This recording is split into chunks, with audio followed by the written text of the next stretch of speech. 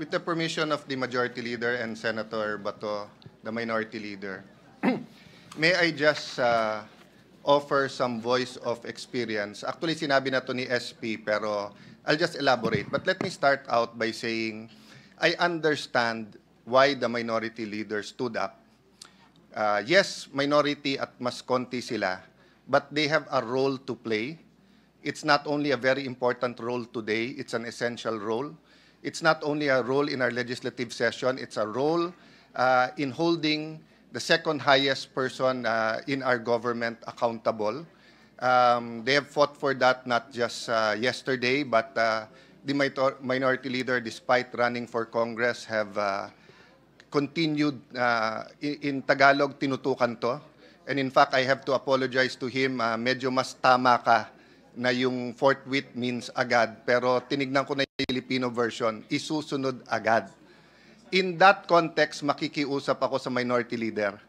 We've been here long enough, dun sa atin na 3-4 terms na pag nag-argue kung sinong una, tatagal tayo na 1-2 oras, walang mauuna. So kung gagawin natin yung forthwith today, ibig sabihin isusunod agad. I looked at the rules, no?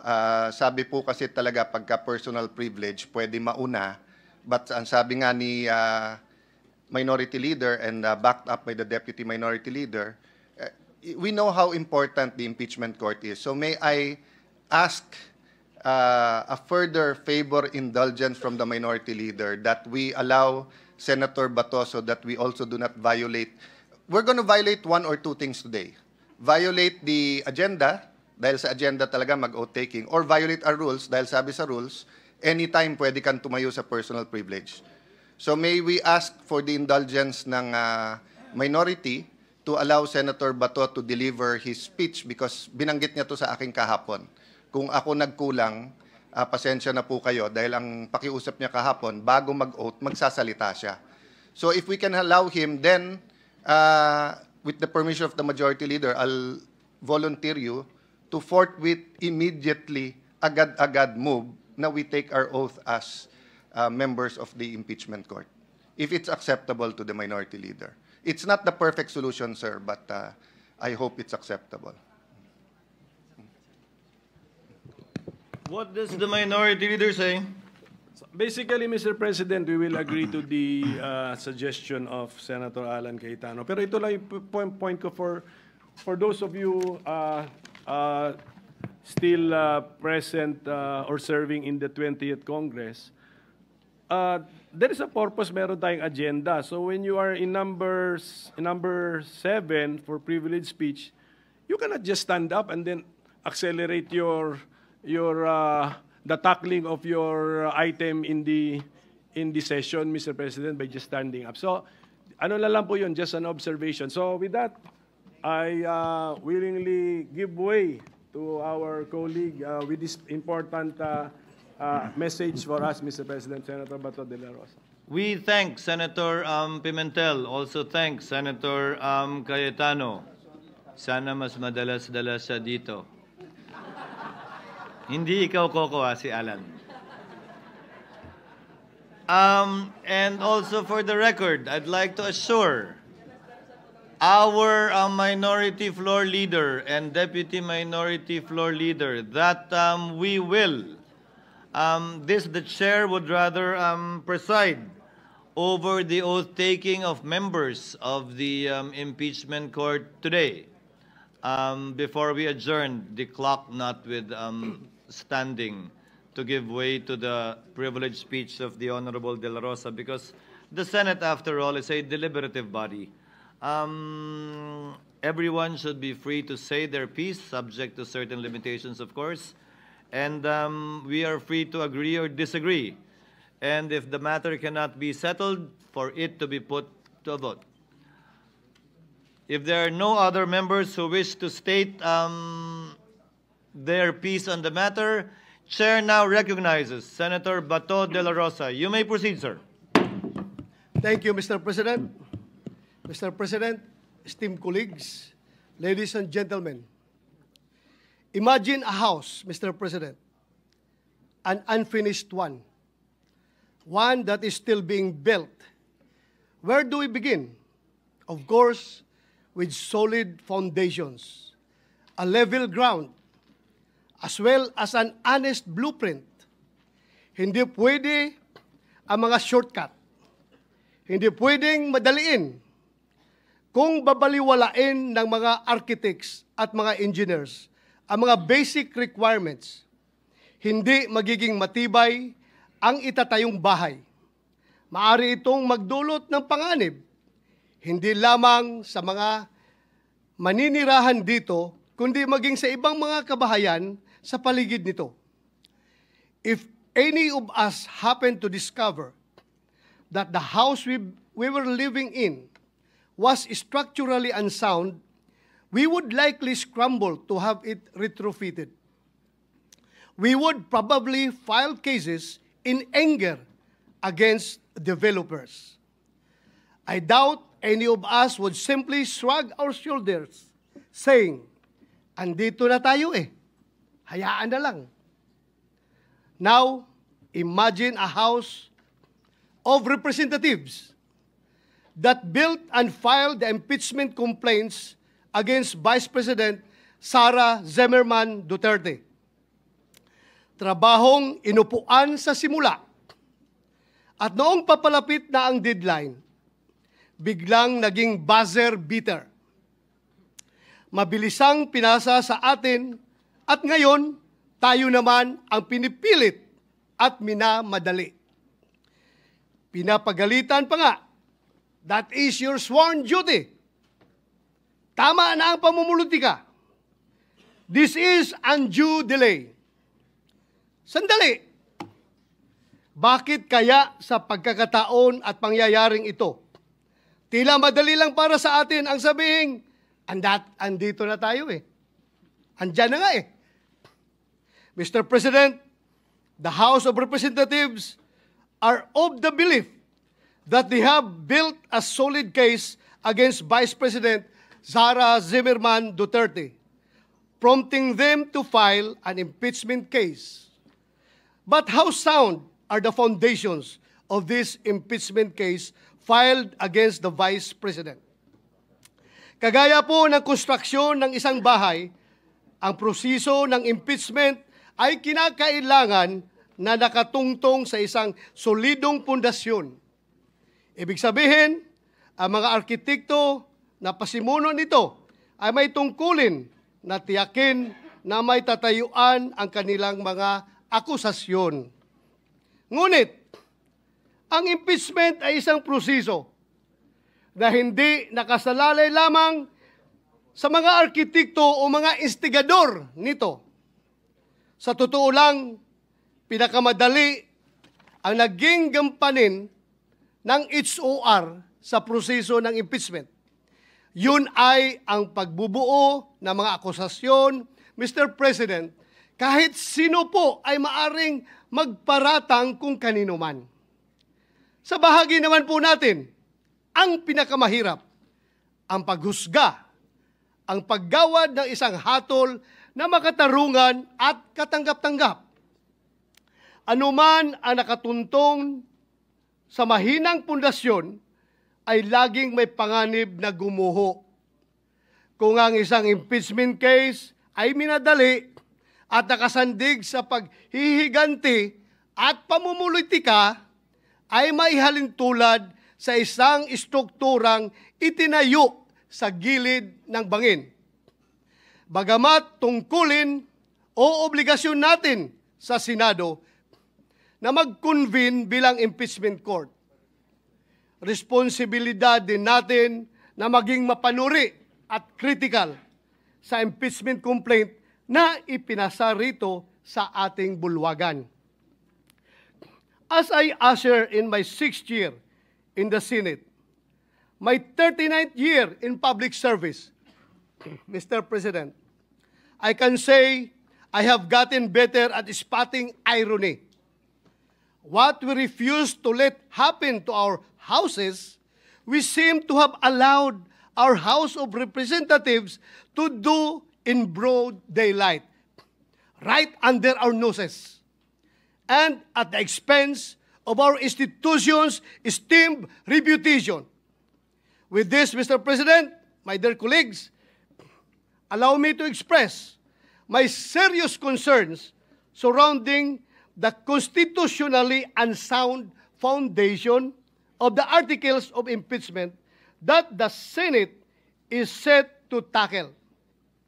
Article 11, Section 3, Paragraph 2 of the 1987 Philippine Constitution provides that a verified complaint for impeachment may be filed by any member of the House of Representatives or by any citizen upon a resolution of endorsement by any member thereof, which shall be included in the order of business within 10 session days and referred to the proper committee within 3 session days thereafter. Keeping in mind the aforementioned constitutional provision. Recall that on December 2, 2024, the first impeachment complaint against Vice President Duterte was filed before the Secretary General of the House of Representatives. The second and third impeachment complaints were filed on December 4, 2024 and December 19, 2024, respectively. These complaints were each endorsed by members of the House of Representatives.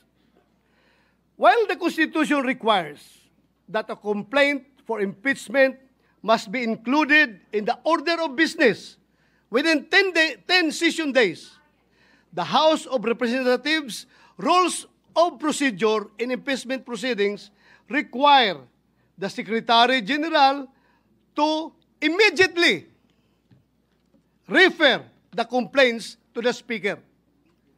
Despite this, no action was ever taken by the House on the 3 impeachment complaints filed.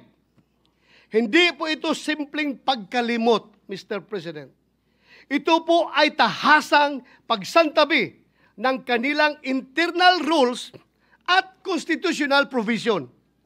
Sinadya po nila na baliwalain ang konstitusyon. Maliwanag po ito sa mga naging panayam kay House Secretary General Velasco. In media interviews, the Secretary General publicly disclosed that the members of the majority of the House of Representatives asked him to withhold the transmittal of the impeachment complaints to the Speaker. Their goal then was to give themselves more time to decide whether or not to file another impeachment complaint. Pinaghintay po ng mayorya ng House of Representatives ang 3 impeachment complaint. May ganyan po ba silang kapangyarihan? Tila po, ito ay matatawag na grave abuse of discretion. Then, on February 5, 2025, more than 2 months after the first impeachment complaint was filed, the House of Representatives took the fast-track route according to Secretary General Velasco.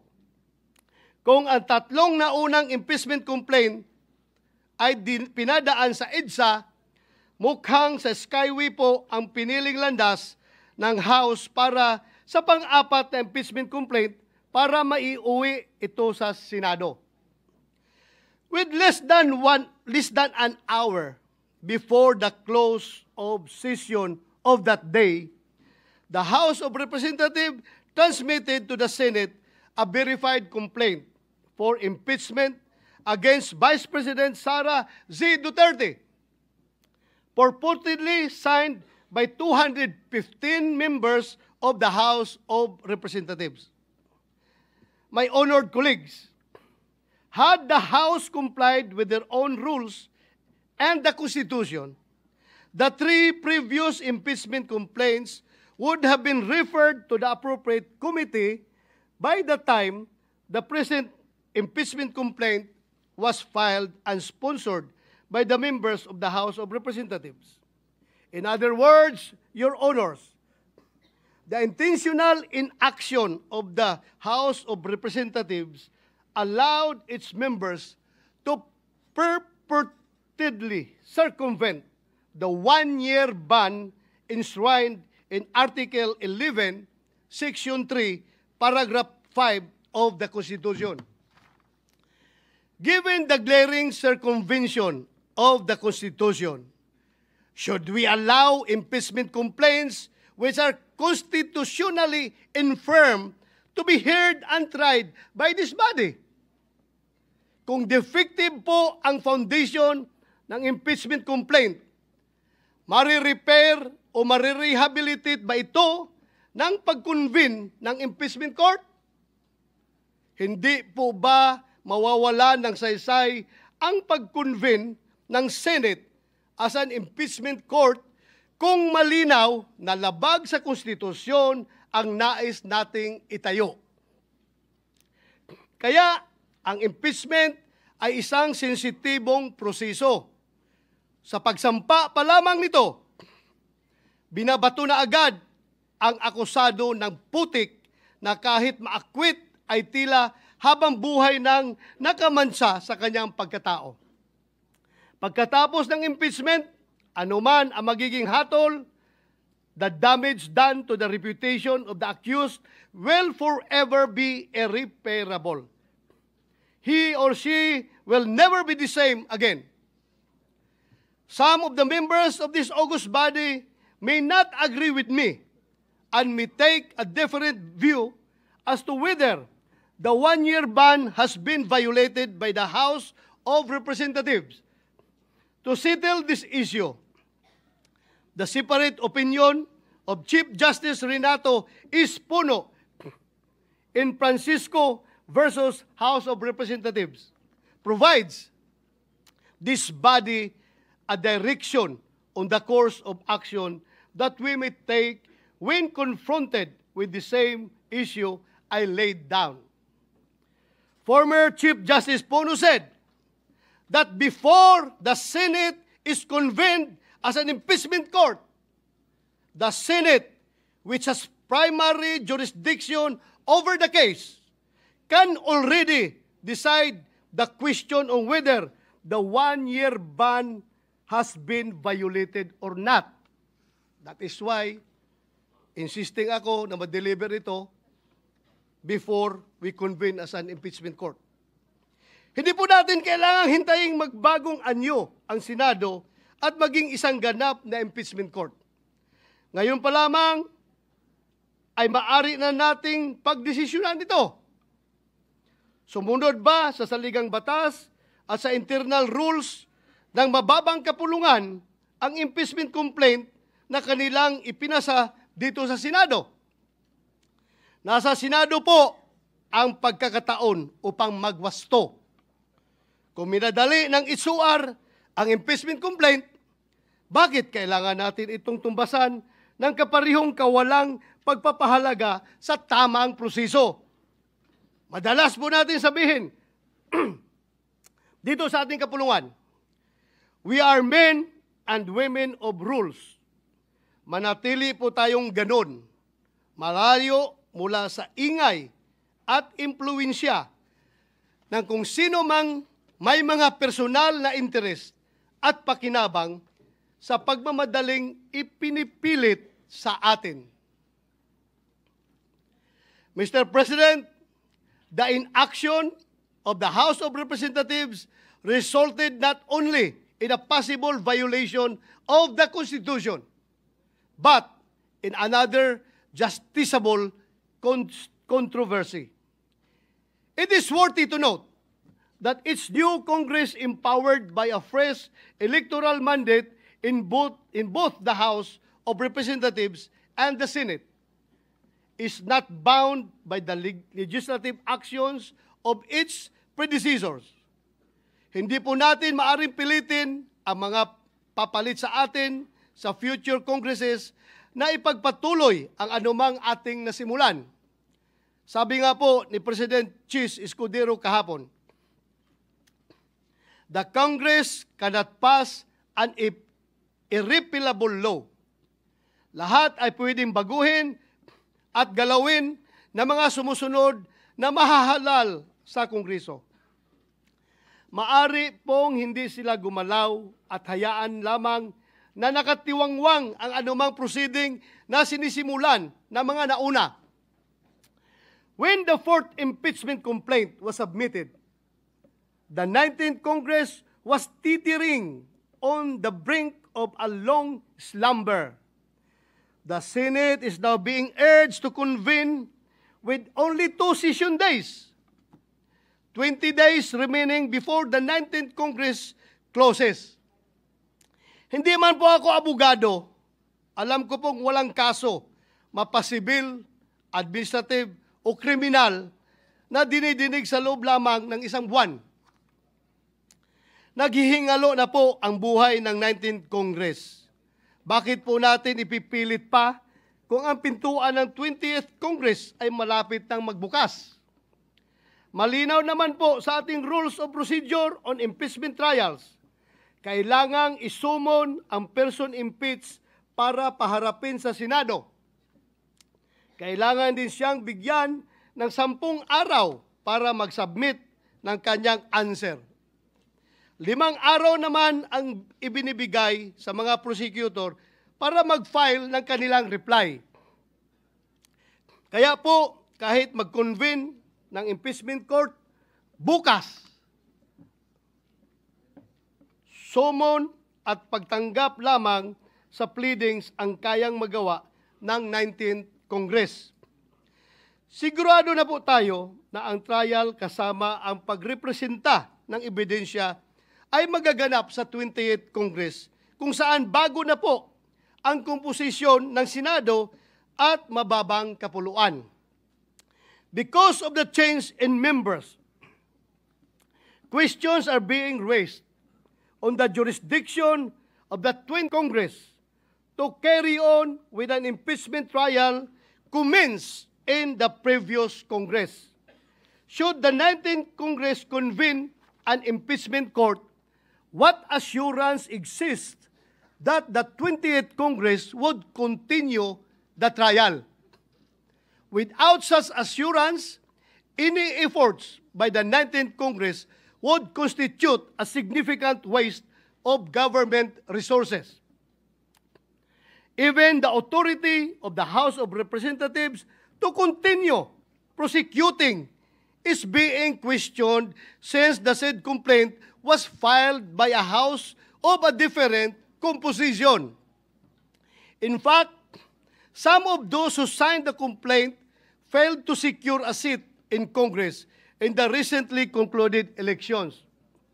Mukhang kailangan po natin ng positive act from the 20th Congress House of Representatives na kanilang itutuloy ang impeachment complaint na ginawa ng 19th Congress House of Representatives.